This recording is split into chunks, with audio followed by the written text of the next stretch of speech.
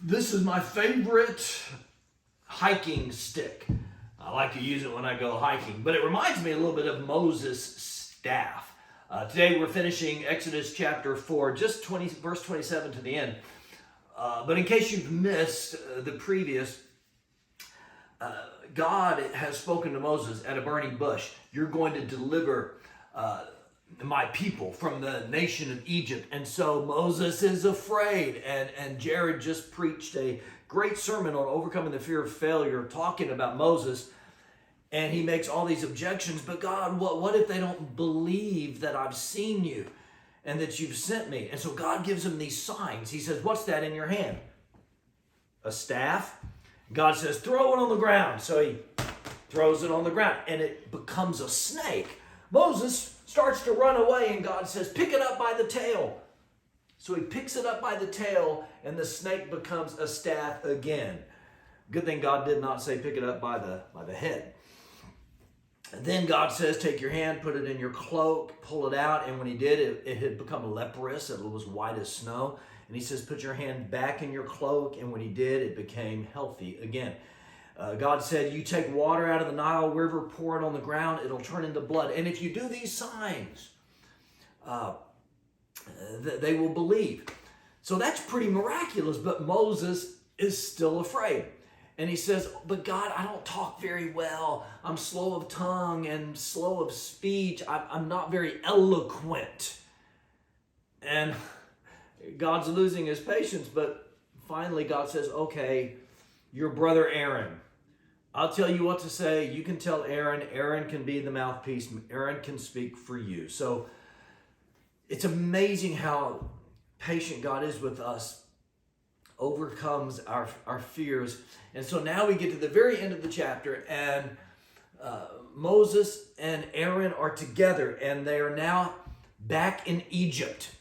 And now we're going to see it all play out. Moses and Aaron speak to the elders of the people of Israel.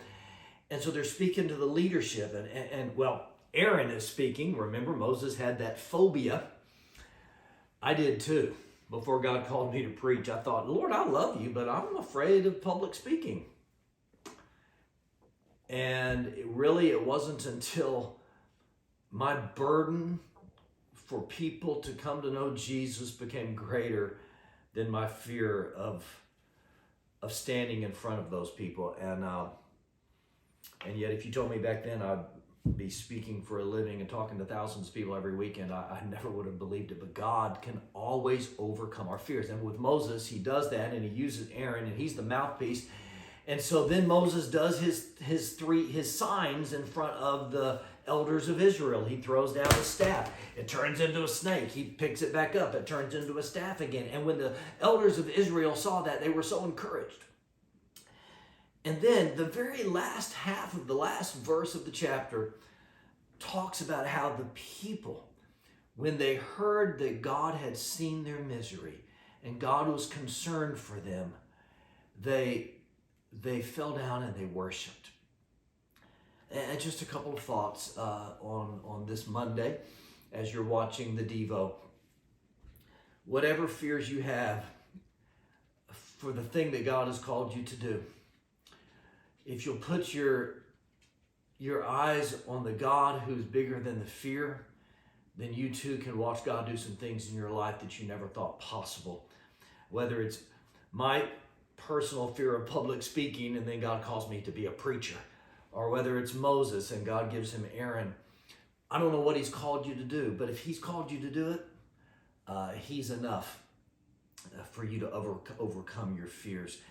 And then just that last little phrase, when the people saw that God was concerned for them and he saw their misery, they worshiped.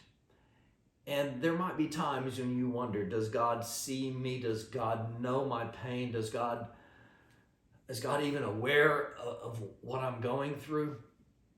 And that little half verse just encourages me, because the same God of Moses is the same God of Mark and of you. And whatever you're going through, he sees it. He is aware. And nothing escapes his notice. And he cares. I'm glad that we serve a God who loves us and who who cares about us, and he'll do whatever it takes for us to be blessed. And so as we conclude, don't miss tomorrow when we jump into chapter 5. God is about to declare war on Egypt and Pharaoh. But before his people get set free, things will get more difficult for Israel. But in the end, they're going to be delivered. Don't miss a single day. Thank you for joining me, and then join us again tomorrow for the next Devo.